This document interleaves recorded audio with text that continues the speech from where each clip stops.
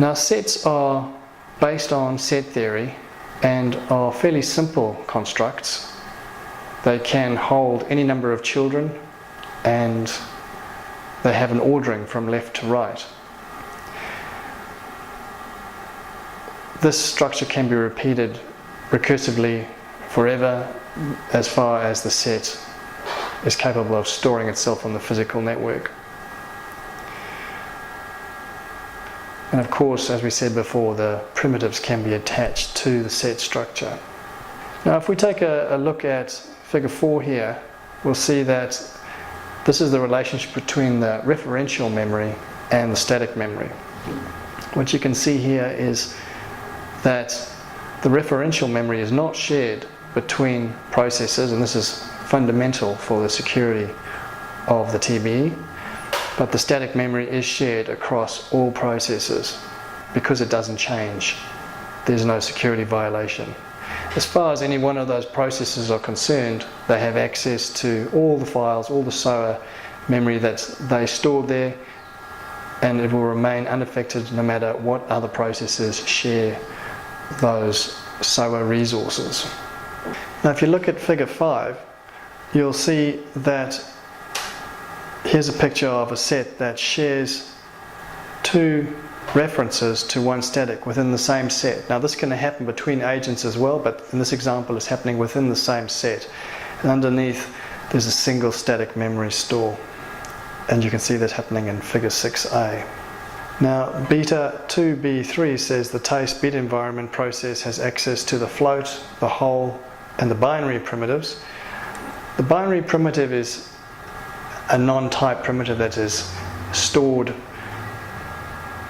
to represent any bit structure, and you can manipulate those bit structures in a bitwise fashion. Whereas a float and a whole are interpreted as a particular ordering and represent a particular number. The BI2B4 says that the TBE has access to the duplex primitive. Now, there are 2 types of duplex primitives. There's the sealed and the unsealed. When a duplex is first created, it is sealed. That means that it can't be utilized, and it's effectively just a long join that joins a communication between 2 node points or 2 TBE processes. Only when these pieces are joined together can the duplex be unsealed and utilized. Up until that point is sealed and is considered just a component. So once the final route is predetermined, then the whole duplex can be unsealed and utilized. Now, a duplex channel is fairly complex, and you can see that in this diagram. It has a separate channel for the floats, the wholes, and the executes, as well as any other duplex channels that can be created. New duplex channels can be created at any point, and they will just simply share the bandwidth of the original duplex channel. Now, BI3A states that all the communication that occurs in the system must go through the reference membrane, and we can see in figure 7 here how sets are translated and copied so that none of the original references are stored. We can see that the original set A1 is transferred across the reference membrane and becomes A2. And all the children inside the sets retain their original positions and their original structure. So effectively the whole set is identical, except there's no references there. Of course, underneath you can see the static memory is being shared, so there's no additional overhead in terms of file storage. Now, the other part of the security that I mentioned just before was that the communication must pass through a context reduction engine. Now, this is quite a complex device that's built on top of a reference membrane. What it does is it prevents a passive attack from occurring. The reference membrane prevents a direct attack by preventing the references from being altered directly.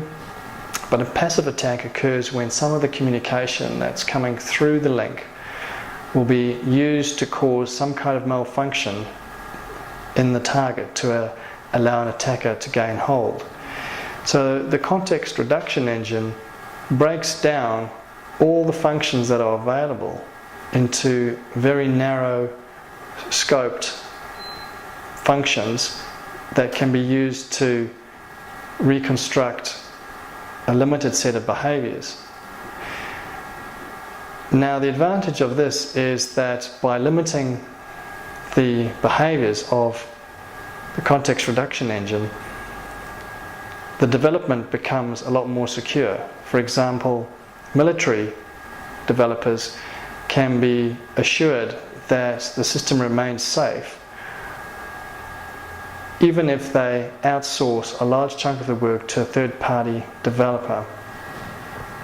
Providing that this third-party developer utilizes this interface, this context reduction engine, and the work is modularized, then there will be no way for that passive attack to occur. To understand this best, I suggest you study the documentation.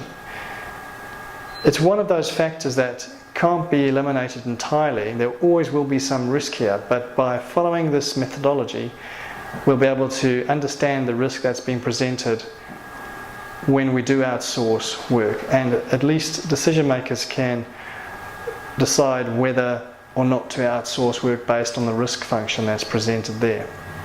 So do have a look at that documentation of how the CRE works, and you can see in figure 8 how the duplex connects to the context reduction engine and instructions are encoded and decoded. It's important to realize that we need the context reduction engine because right from the TACE alpha environment there were no dependencies, there were no library calls that were allowed, so there's no way for this process to actually communicate with the outside world. The only way it can do that is through the context reduction engine. That's the end of Milestone 5. Thanks a lot.